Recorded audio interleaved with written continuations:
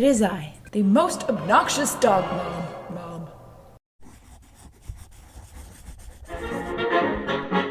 Now, I feel like there's always that one mom who just goes above and beyond and makes her kids the best costumes. I don't have a child, but what I do have, in my life, there are a few things I've come to accept. Number 1, I am a complete stage mom when it comes to Frodo. Basically that clip of Mama June and Honey Boo Boo, that's me and Frodo. Number 2, I'm sure there are a lot of viewers on my channel that purely watch just for Frodo. It's okay, I get it. Number 3, I'm horrible at sewing. So, like the rational dog mom that I am, I wanted to dress up my son in a little vintage outfit. Why? Because it'll be cute. And that leads back to number 3 of my life realizations. I am horrible at sewing. I am completely self-taught, which is usually used as kind of an endearing term. Not in my case. In my case, it's more like, oh, she's completely self-taught. That being said, if you're an expert seamstress, shield your eyes! But I am learning, and I want to sew more, and I think little things like this are really good for a learning experience. So for now, it's gonna be a lot of horrible seams and fabric where it should not be, and sometimes hot glue gun. But anyways, I wanted to make my son into a little dapper man, and I thought I would take you along on this journey. Okay, so I am at the thrift store. It's real nasty out. See that branch holding on for dear life? Mood. So the goal is to try to find some thrifted items that I can manipulate to look like dog clothes. Generally looking in the kids section, maybe for like 6-year-old clothes. I feel like maybe that'd be a good fit for my son. Maybe in the menswear to see if I can just get a cheap suit jacket or pants that I can just use the fabric from and alter. If I'm taking on a sewing project, I would much rather modify an already existing item. So I'm gonna do my best, Forrest Gump, and sprint in there as fast as I can. Wish me luck. Moments later.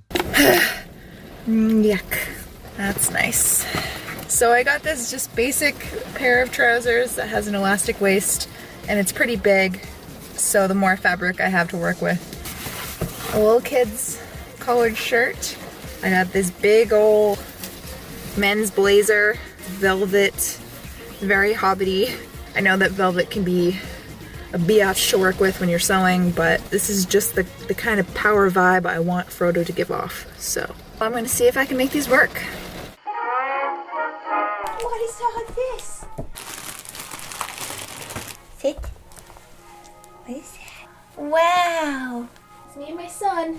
Aww. I love it so much. That's big, huh? Child size my ass. You look like a man that turned into a dog. I swear, we're gonna make it better. Yeah, you hate that? Please forgive me.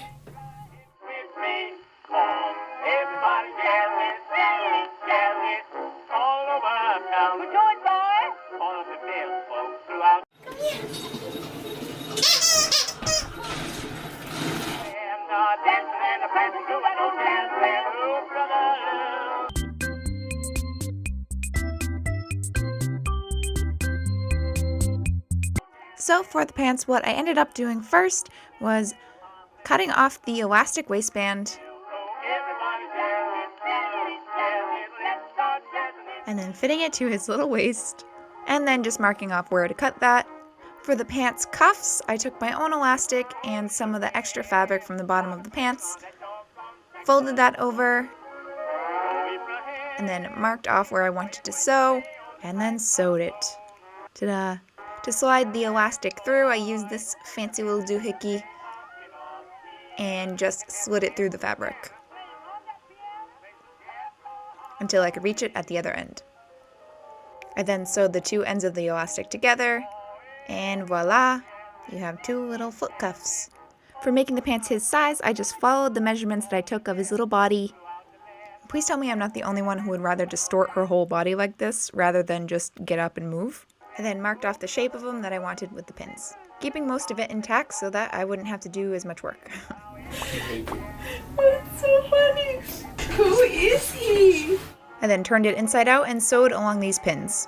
After I had the cutest little pair of Frodo pants ever, I had to mark off the nub hole. Very important. I then pinned all the elasticized parts onto the pants and then sewed them.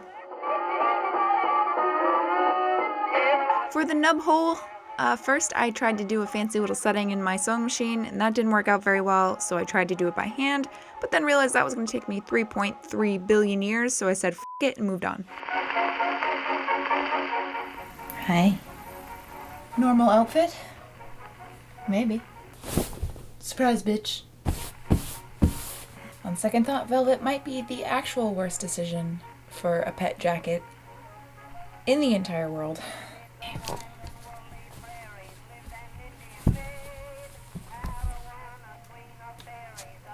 Beep beep.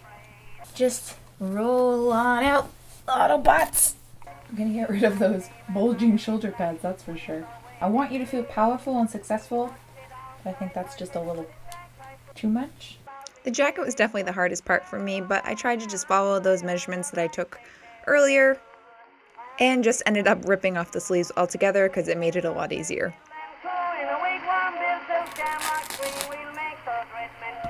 I think sleeveless suit jackets should be a thing.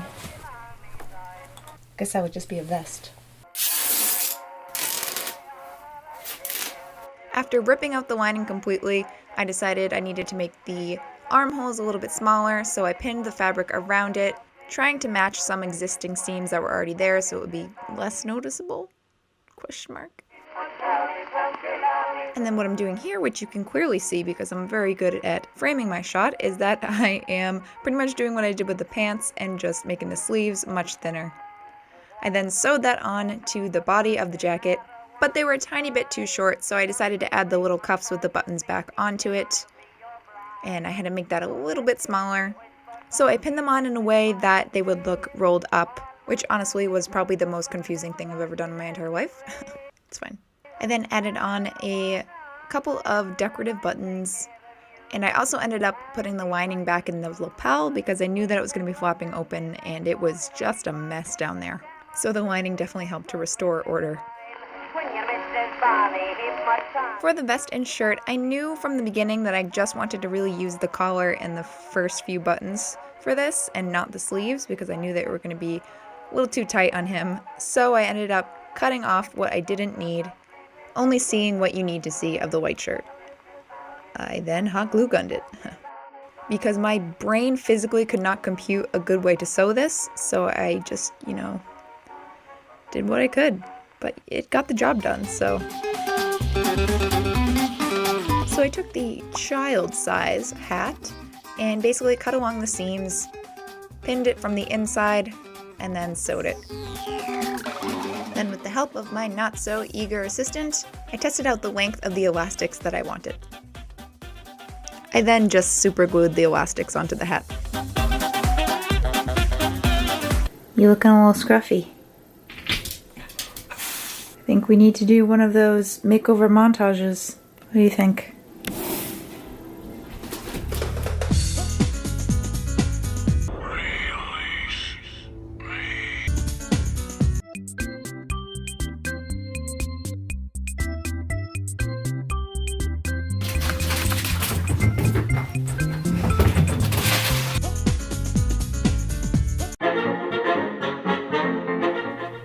Stay. Put off the nip.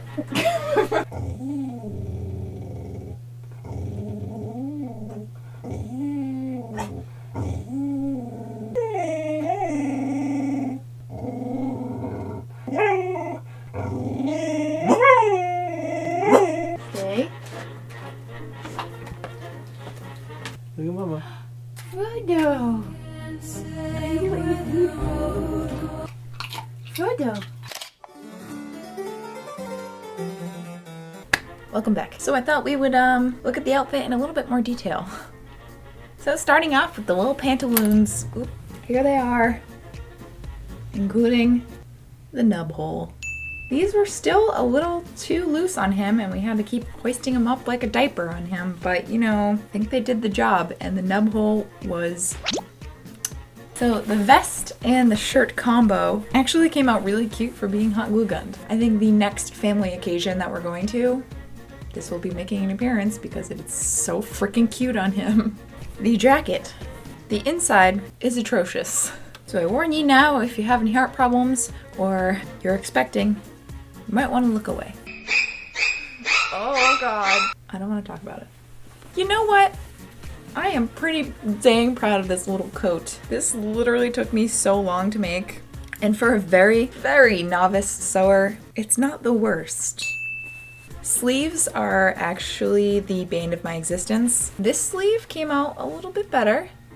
And then this was my first sleeve and it's not great. Gave him little coattails. Just so cute. Why are miniature versions of things always so freaking adorable? Making things in dog sizes, and especially in Frodo size, because he is the weirdest shape and actually never seems to fit in actual dog clothes, and everything is a crop top on him. I'm proud. And then the hat didn't get a lot of love because he hated it. And then the little bow tie, courtesy of Nick. And that's it. That is the outfit. I am happy with it. He looked so cute that I was tearing up. So I think that's probably a sign that I accomplished my dream. So yeah, that's it. Thank you for coming with me on this journey. I hope it was enlightening for you. Don't worry, he got lots of treats and a big old walk. W-A-L-K. But in all seriousness, it was a very good learning experience for me, especially taking apart the jacket and gutting it and learning how things were put together and worked. Maybe someday I can look back on this video and cringe. That's gotta be a sure sign of progress and growth. To the cringe. I love you guys whether you're new or old to this channel. If you're new here and you feel like sticking around, feel free to subscribe. I upload twice a week and we have fun here. I will see you guys in the next video. Bye! Number 2. I'm sure there are a lot of viewers that...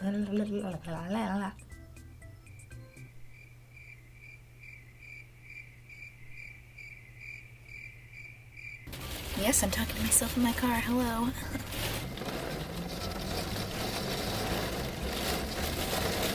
Hey, I know you have a mic though. You can't just do that. No. John Ralphio? Alright, sick. And then the little bow tie, courtesy of Nick. So I think that's...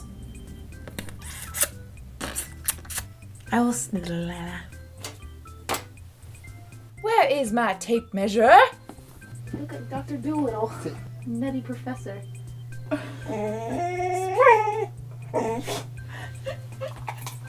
I'd do anything for treats.